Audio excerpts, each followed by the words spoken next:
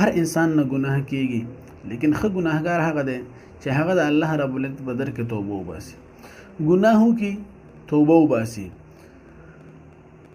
حضور صلی الله علیه وسلم فرمایي انسان چې کله توبه وباسي الله رب العزت د هغه زړه صفا کوي.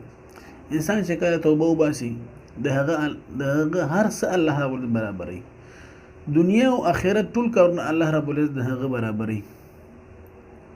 او مسلمانانو الله رب العزت یو داسې ذات دی چې موږ او تاسو د هغه محتاج یو، هغه زموږ او تاسو نه دی محتاج. صحابه کرام، صحابون، لوی پیغمبران، نبیان ټول د الله رب العزت محتاج وو. الله رب العزت د هیڅ احتیاج نه لري، خو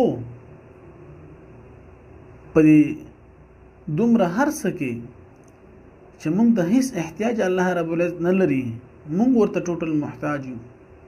لیکن بیا هم چې موږ او تاسو کله د توبې په نیت باندې روان شو، نو الله رب العزت هرکلی درته وایي چې زما بنده راځه راځه توبه وباسه، دا دنیا به دې هم برابر شي او آخرت به دې هم برابر شي. چې یو انسان ناراضه شي نو د هغه کور ته د هغه د مناولو دپاره، د هغه د خوشحالولو لپاره بار بار موږ د هغه کور ته ورځو، بار بار د هغه مخ ته موږ ورځو، لیکن هغه معاف کول نه کوي. مخ ته اړو چې راشي، مخ ته واړو یو طرف بل طرف ته. لیکن الله رب العزت داسې ذات دی چې ته څومره هم ګناهګار شي، څومره هم ګناهونه وکړي، د اسمان او ځمکې د منځ خلا ټوله د ګناهونو نه ډکه کړي، لیکن د الله رب العزت په در کې یوه سجده وکړه، یوه اوښکه د الله رب العزت دپاره تویږه چې یا الله چې داسې مې کړي په دې توبه بیا به نه کوم. الله رب العزت د هر څه درته معاف کوي. مسلمانان لږ سوچ پکار دی، لږ فکر پکار دی. الله رب العزت په معمولی شیزونو باندې، معمولی بانو باندې انسان ته لوی پیکجونه لګولی دي، انسان لوی ګناهونه الله رب العزت ورته معاف کوي. لیکن انسان چې سوچ وکړي، انسان پوه شي په دې شي باندې.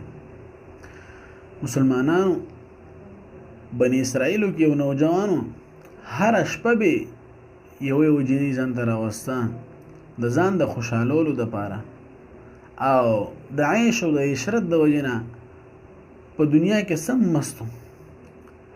یو شپه یو جنۍ راوسته، 80 درهم یې ورکړل، ډېر غټ شی جوړېږي مسلمانانو. بیا د هغه زمانې چې کله اجنۍ مستن کمرې کې ناسته ده ورسره، د دروازه بنده کړه، نو اجنۍ ورته وایي چې ای فلانکیه، ای نوجوانه، تا خو زه راوستم، زه ستا غلامه شوم، ته چې څه وایې ستا د خوشحالېدو دپاره به هغه زه نن کوم، لیکن دا درته ووایم چې زه طوایفه نه یم، زه داسې یو جنۍ نه یم، زه د ډېر ښې کورنۍ یم، خو غربت د وجې او مجبورۍ د وجې دې ځای ته رارسېدلی یم.